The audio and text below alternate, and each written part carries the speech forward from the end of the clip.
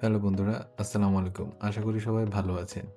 আজকে আমরা চলে এলাম চায়নার উহান সিটিতে একটি কমলা বাগানে ১ম বারের মতো ভিজিট করলাম এখানে।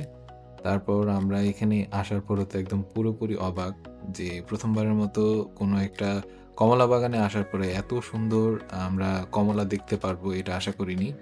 তো বাগানে আমরা প্রবেশ করার পরে দেখতে পাচ্ছিলাম যে একদম সারি, সারি কমলা গাছ। আর সবগুলা গাছেই একদম কমলা পেকে আছে। আর এখানে এত বড় জায়গা প্রায় ১০ একর জমির উপরে ওরা এখানে কমলা চাষ করেছে। আর প্রত্যেকটা গাছেই কমলাগুলো পেকেছিল। আর যেহেতু এখন শীতকাল, প্রধানত কমলা ওরা শীতকালে চাষাবাদ করে থাকে। শীতের শুরুতেই হচ্ছে গিয়ে কমলা ওরা চাষাবাদ করে। আর প্রত্যেকটা গাছে বিপুল পরিমাণে এখানে কমলা ধরে আছিল। আর ছোট, ছোট গাছ কিন্তু এত পরিমাণ কমলা আসলে ভাষায় প্রকাশ করার মতো না। আর ছোট্ট, ছোট গাছ হলে কি হবে? প্রত্যেকটা গাছেই প্রচুর পরিমাণ কমলা। এরা বিষাক্ত কোনো আ সার এখানে ব্যবহার করে না। সব জৈব সার এখানে ব্যবহার করে। আর প্রত্যেকটা গাছই আসলে কমলা দিয়ে পরিপূর্ণ ছিল। আর এখানে আমরা দেখতে পাচ্ছিলাম যে বেশ কয়েকটা গাছ এখানে পাতা শুকিয়ে যাচ্ছিল। কিন্তু কমলা ফল একদম পুরোপুরি ভরপুর ছিল। এই যে এখানে একটা গাছের পাতা শুকিয়ে গেছে কিন্তু ফল ধরা বন্ধ হয়নি।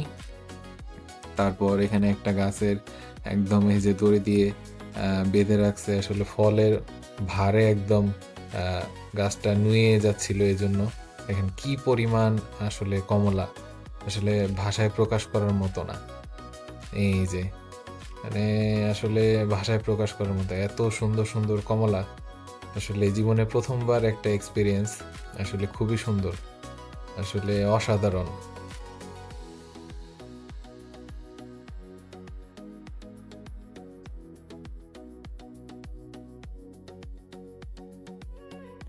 তো তারপর আমরা আসলাম হচ্ছে গিয়ে আমাদেরকে এখানের যে মালিক আ ও এখানে কর্মকর্তার মতো কাজ করে কিন্তু ও এখানের কমলা বাগানের মালিক।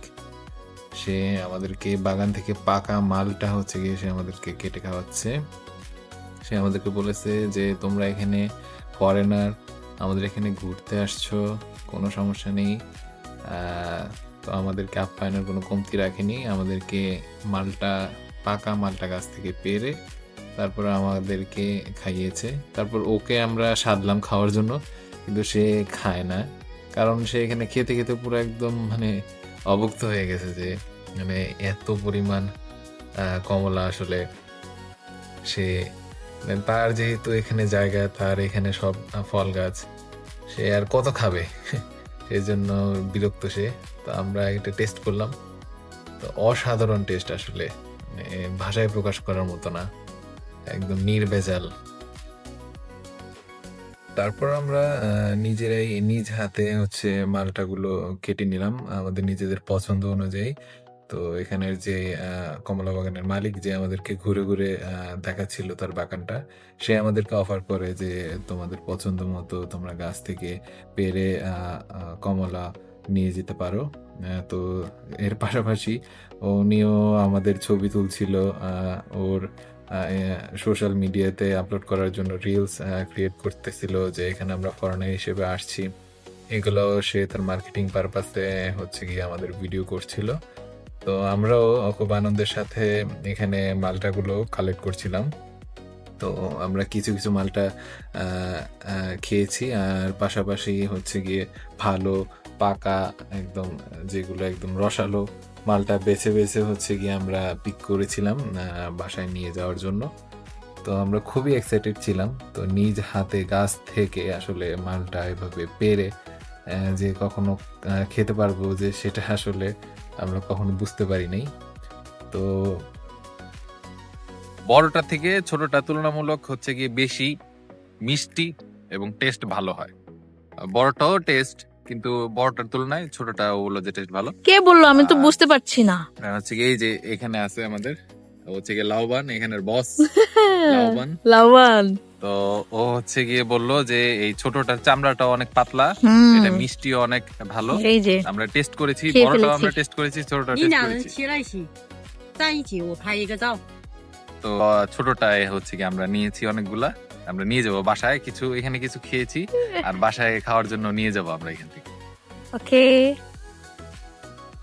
তো তারপর সারা বিকেল আসলে বাগান ঘোরার পরে আমরা হচ্ছে গিয়ে এখন যাওয়ার পালা। তো যেতে ইচ্ছা করতেছিল না, বাট তাও তো যাওয়া লাগবে, কিছু করার নেই, সন্ধ্যা ঘনিয়ে আসছে। তো পরন্ত বিকেলে এখানে মালটা বাগানে আমরা দুজন ঘুরতে আসলাম। তো বেসিক্যালি আমি আর নাদিলা খুবই এক্সাইটেড ছিলাম এখানে ঘুরতে আসার জন্য। তো আশা করি সবাই ভালো থাকবেন, আমাদের জন্য দোয়া করবেন। তো দেখা হবে আবার নতুন কোনো ভিডিওতে, সেই পর্যন্ত সবাই ভালো থাকবেন। আল্লাহ হাফেজ।